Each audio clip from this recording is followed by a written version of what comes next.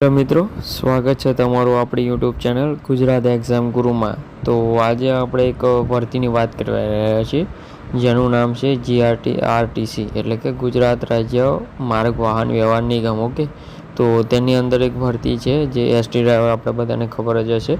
એની અંદર જગ્યાઓની એક ભરતી છે. તો આ વિડીયોની અંદર આપણે જગ્યાઓ શું છે, લાયકાત શું છે, મહત્ત્વની તારીખો અને ડોક્યુમેન્ટ શું શું જોઈશે તેની વાત કરીશું. ઓકે, તો કોઈ પણ ટાઈમ વેસ્ટ કર્યા વગર ચાલુ કરીએ આજનો આપણો વિડીયો.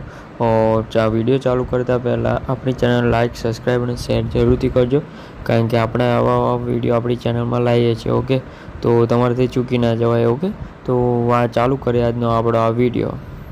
સૌથી પહેલાં વાત કરીએ ટ્રેડનું નામ શું રહેશે. તો ટ્રેડનું નામ તમારે body fitter, MMW, diesel mechanic, electrician, welder, wireman, fitter અને કોપા કરેલું હોવું જોઈએ. આઈટીઆઈના ટ્રેડ છે બધા, આમાંથી કરેલું હોવું જોઈએ. ઓકે, તો હવે શું કહેવાય કે વાત કરીએ કોરન્ડન્સની. ઓકે, એટલે કે અરજી તારીખની. તો ફોર્મ મેળવવાની તારીખ તમારી રહેશે 25/9 એટલે કે 25 તારીખથી ચાલુ થાય છે અને લાસ્ટ ડેટ તમારી રહેશે 7/10. Okay, 7 October. ઓકે, ત્યાં સુધીમાં તમે જમા કરાવી શકો છો. આની અંદર થોડીક લખવામાં મિસ્ટેક થઈ છે, મેળવવાની છેલ્લી તારીખને બદલે સ્ટાર્ટ તારીખ છે. ઓકે, એટલે એ ધ્યાનમાં રાખજો.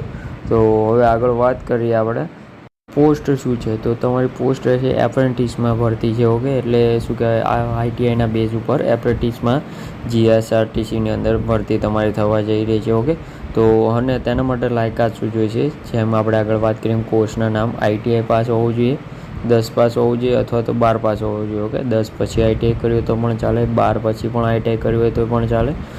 મૂળ એમ કહેવા માગે છે કે આઈટીઆઈ તમારે બધામાં ફરજિયાત રહે છે કોર્સ. ઓકે, એપ્રેન્ટિસ કરવા માટે.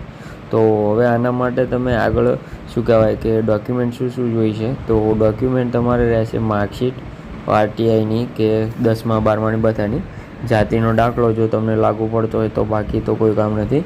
આધાર કાર્ડ, ફોટો, સહી, મોબાઈલ નંબર જે તમે રેગ્યુલર વાપરતા હોય તે, અને મેલ આઈડી જે તમારા ફોનમાં લોગિન હોય, એટલે કે એની ઉપર ઓટીપી વગેરે પડી શકે છે ફોર્મ ભરતી વખતે, તો એ જરૂરી છે. ઓકે, તો આના માટે તમારે છે ને સૌથી પહેલાં રજિસ્ટર કરવાનું રહેશે એપ્રેન્ટિસની જે વેબસાઇટ આવે છે એની ઉપર. તો તમે શું કહેવાય કરી દેશો, પછી એમાં શું કહેવાય રજિસ્ટ્રેશન કર્યા પછી તમે ડાયરેક્ટ ફોર્મ જમા કરાવવાનું જ રહેશે 7 તારીખ સુધીમાં, લાસ્ટ ડેટ સુધીમાં. ઓકે, તો હવે વાત કરીએ આપણે આગળ જે તેમણે ઓફિશિયલ નોટિફિકેશન આપી છે. ઓકે, છાપાની અંદર.